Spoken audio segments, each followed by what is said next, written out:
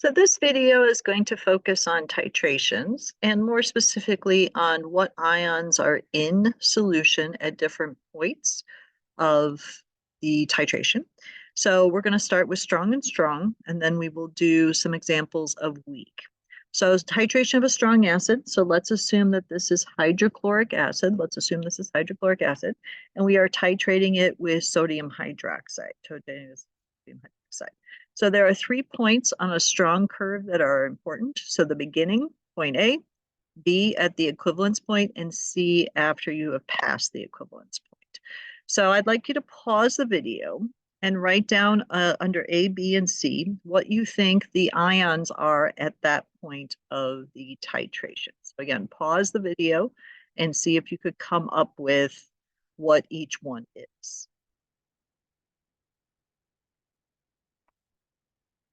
So at point A, you have an acid and you're adding a base to it. So since the pH is still very low, you must have some H plus floating around in there.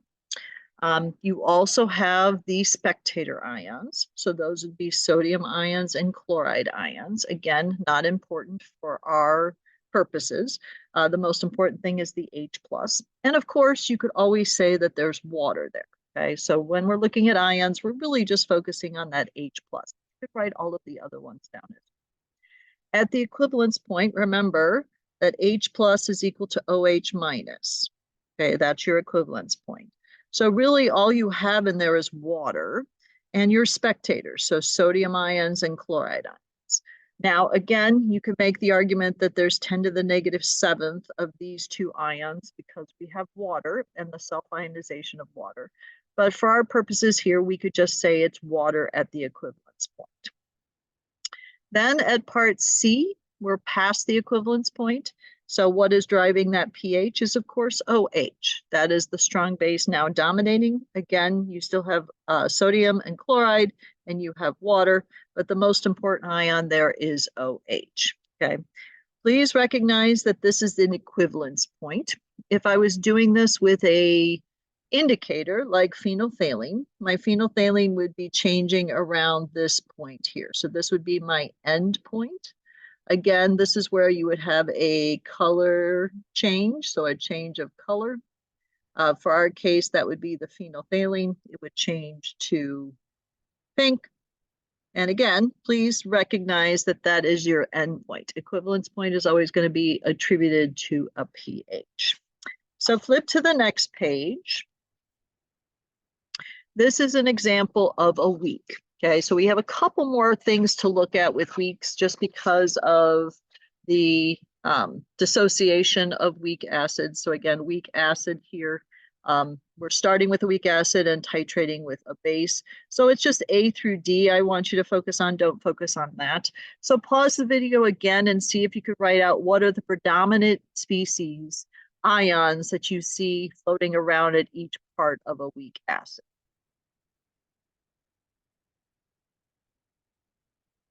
So for letter A, we are starting with a weak acid. So weak acid only partially dissociates.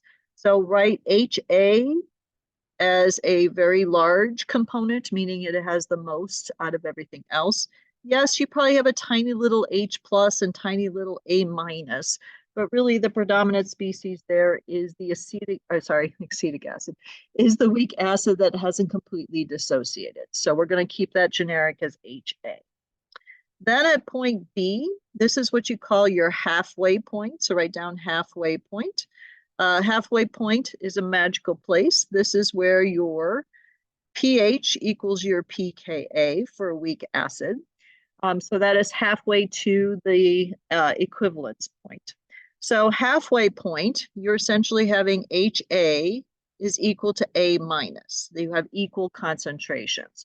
So that is where your pH is equal to your pKa. That's because both of those cancel out and the log of 1 is 0. So at letter C, this is your equivalence point. Please note that the pH is greater than 7. Okay, pH greater than 7. So what is causing the pH to be greater than 7? Because all of the HA has reacted with the OH. Okay. So that's already taken care of. So because of that, the only species I have in there is A minus. And the A minus, when I get in there, is going to react with water to make OH.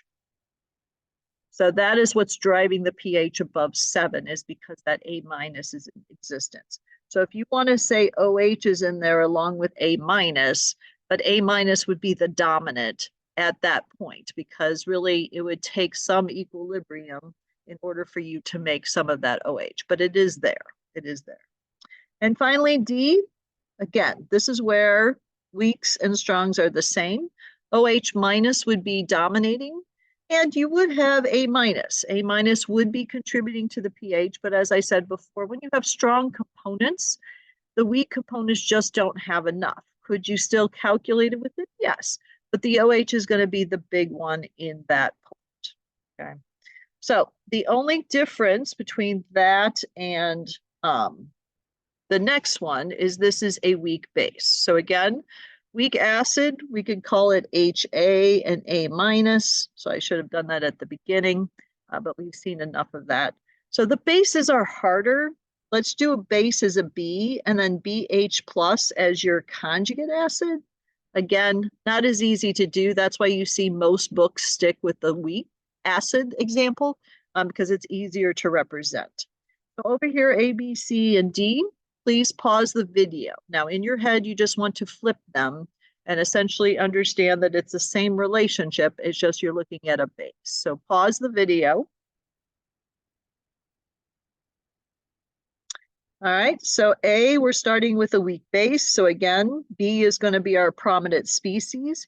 Do you have a little OH minus? Yes. Do you have a little BH plus? Sure. But really the dominant is that base that is a whole base, so it hasn't completely dissociated. At part B, this is your halfway point. Again, it just looks different because it's the flip of the curve, but it's still halfway to the equivalence point. So this is where your pH is equal to your pKb now. So your base is equal to your conjugate acid. Those are equivalent. So your pH is going to equal to your pKb in this case, because those two are equal. Those two are equal. Letter C is your equivalence point. So again, please notice your equivalence point, the pH is going to be less than 7 for a weak acid, just like the opposite for weak base, weak acid. Weak base is less than 7, weak acid is greater than 7 when you're looking at the equivalence point. So this is where I have all of my conjugate acid. So it's waiting to give up that H+. So again, it reacts with water to make H+. So that is why you have an acidic equivalence point because of that. So this is the predominant species, but you are making H+ in that solution. And finally, D, this is your strong acid. So your strong acid is going to propylate a lot of H+. Is the BH+ still in there? Sure, but it's just not going to contribute as much H+ as the strong acid is. Okay. So again, weaks are just a little bit different in terms of what you need to focus on in terms of the ions. So again, be able to step by step through that and figure out where you